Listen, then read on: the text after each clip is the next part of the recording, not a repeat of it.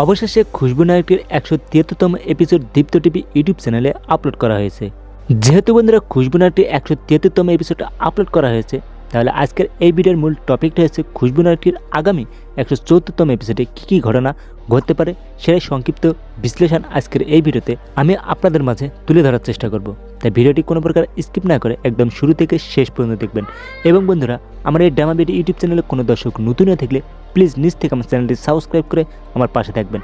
Viewers, প্রথমত আপনারা খুশবু নায়কের 173তম এপিসোডে একটা জিনিস লক্ষ্য করে দেখেছেন যে ইতিমধ্যে কিন্তু রিশাদের ফ্যাক্টরি বিক্রির সমস্ত কাগজপাতিতে সিগনেচার করা সম্পূর্ণ হয়েছে।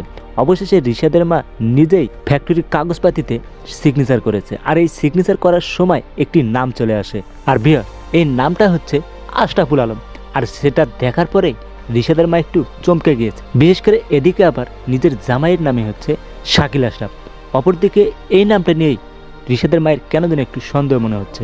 বন্ধুরা, আমার ধারণা হচ্ছে যে ফারহান এবং ফারহিন নিশ্চয়ই এই পরিবারের সাথেই আগে কোনো দ্বন্দ্ব ছিল, আর সেটাই ভোগ করতে যাচ্ছে রিশাদের পরিবার। মূলত ফারহান এবং ফারহিন দুজনে মিলেই রিশাদের পরিবারের শান্তি নষ্ট করার জন্য কাজে লেগে পড়েছে। নয়তো বন্ধুরা, এই শাকিল আশরাফ নিশ্চয়ই কোনো বড় ধরনের চাল চালছে রিশাদের মা এবং রিশাদকে নিয়ে।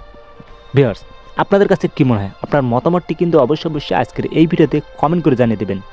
এবার আসি বন্ধুরা খুশবু নায়কের আগামীকালকের 174তম এপিসোডে কী ঘটনা ঘটতে যাচ্ছে। ভিউয়ার্স, প্রথমত আপনারা দেখতে পারবেন ফারহান এবং ফারহিন দুই ভাই বোন মিলে ফ্যাক্টরির বিষয় নিয়ে একে অপরের সাথে কথা বলছে। তখন ফারহিনকে বলতে দেখা যাবে যে সে আসলে কেন যেন একটা টেনশন উপভোগ করছে। ফারহিনকে বলতে দেখা যায়, I mean something is not right. ফারহিনের কেন জানি মনে হচ্ছে যে এই সব কিছু কোনো কিছুই ঠিক নেই। কিন্তু ফারহান আবার উত্তরে বলবে, কি বলিস, এভরিথিং ইজ অল রাইট, মানে সব কিছু ঠিকঠাক আছে। এটাই ফারহান ফারহিনকে বোঝাইতে চাচ্ছিল। পরে আবার ফারহিন রিশাদকে নিয়ে কথা বলে, কারণ রিশাদ এখন বর্তমানে কোনো কথাই বলছে না, যে যেভাবে রিশাদকে বলছে সেইভাবেই চলছে।